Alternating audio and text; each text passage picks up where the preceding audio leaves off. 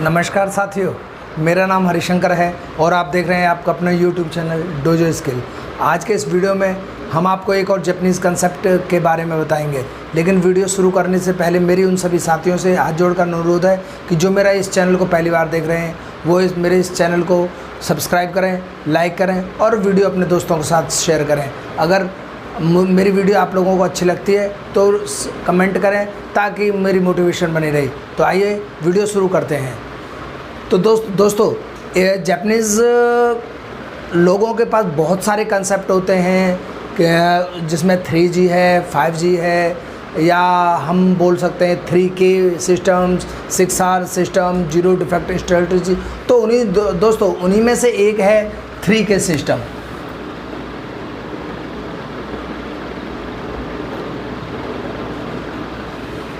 दोस्तों 3K है क्या? 3K एक्चुअली 3 जापानीज़ वर्ड से बना हुआ है। नंबर 1 कि मेरा रेता कोतो। नंबर 2 कि होन डोरी। और नंबर 3 किंचिन तो मामोरू। तो दोस्तों ये 3 वर्ड हैं कि मेरा रेता कोतो, किहोन डोरी और किचिन तो मामोरू। दोस्तों कि मेरा रेता कोतो का मतलब होता है कि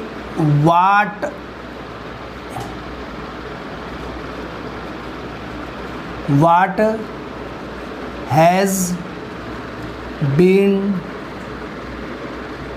decided।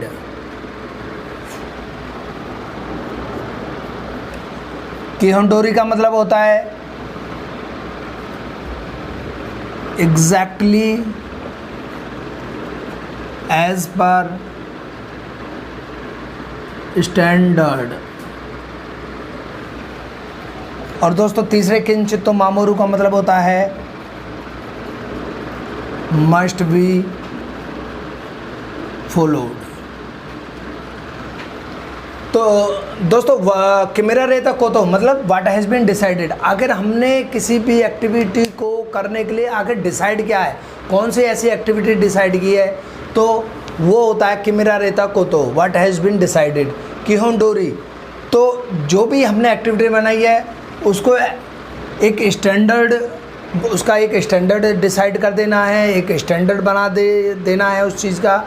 तो एग्जैक्टली कि एक स्टैंडर्ड में हो, एग्जैक्टली एज पर स्टैंडर्ड। और तीसरा दोस्तों होता है किंचितो मामोरू, मस्ट बी फॉलोड। और जो भी हमने एक एक्टिविटी बनाई है, जो भी हमने उसका एक स्टैंडर्ड घोषित किया है, जो भी हमने किया है, निर्णय लिया है, और वो हमें मस्ट बी फॉलोड हो, और हमें वो सबको ज़रूरी है उसको फॉलो करने के लिए।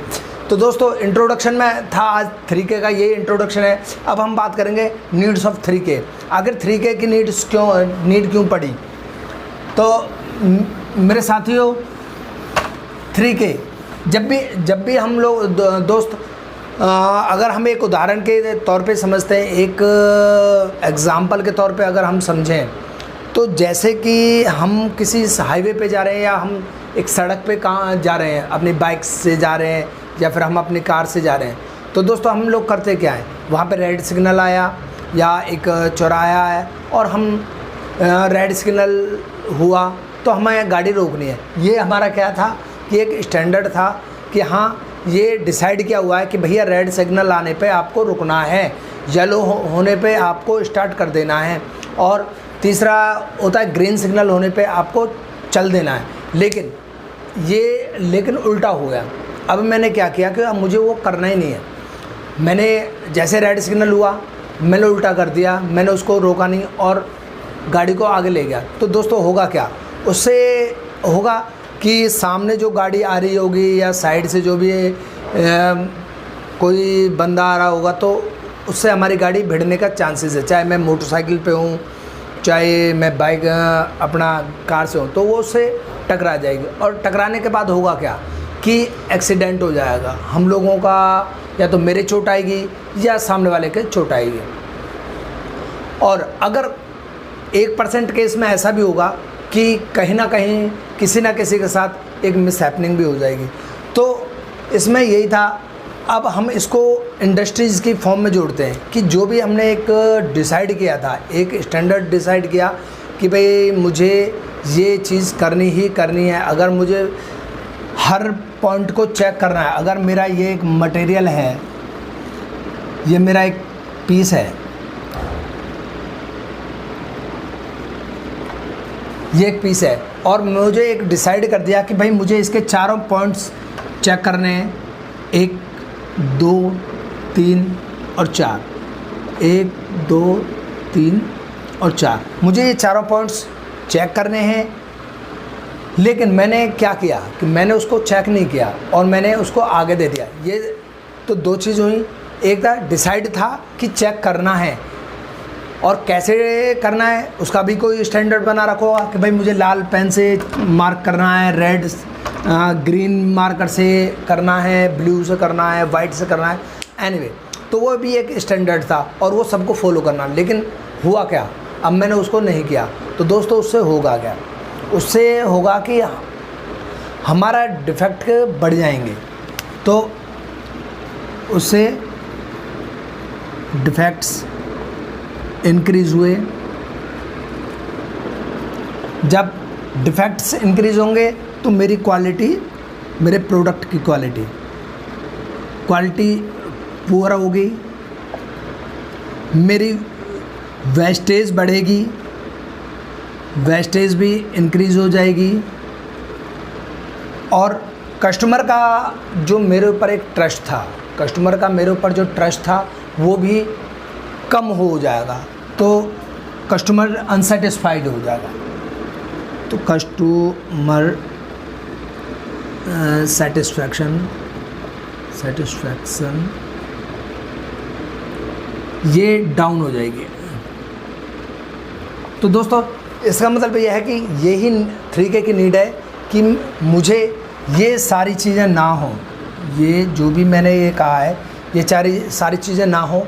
इसके लिए मुझे जो स्टैंडर्ड दिया गया है वही फॉलो करना है, वही जो भी उसका एक एक्टिविटी थी वो फॉलो करनी है, स्ट्रिक्टली फॉलो करनी है, और जो स्टैंडर्ड घोषित कर रखा था उसी स्टैंडर्ड में हमें वो घोषित करना है। ठीक है। तो दोस्तों आगे मैं बात करता हूँ कि एक 3K की क्वालिटी होनी कैसी चाहिए, मतलब क्वालिटी बोले तो उसका एक किस प्रकार का होना चाहिए। अगर हम कोई भी एक एक्टिविटी डिसाइड करते हैं,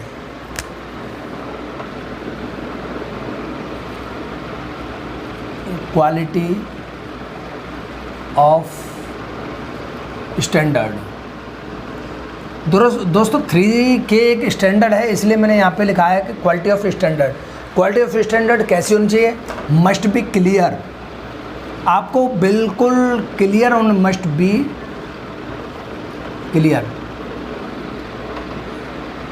सबको साफ साफ शब्दों में पता होना चाहिए, क्लियरली, एक ट्रिकी वर्ड्स यूज़ नहीं होने चाहिए ताकि सामने वाले को समझ ना आए। बिल्कुल साफ साफ लिखना है कि भाई ये करना है। तो मस्ट बी क्लियर्ड होनी चाहिए, फिजिबल होनी चाहिए, रीडेबल होनी चाहिए,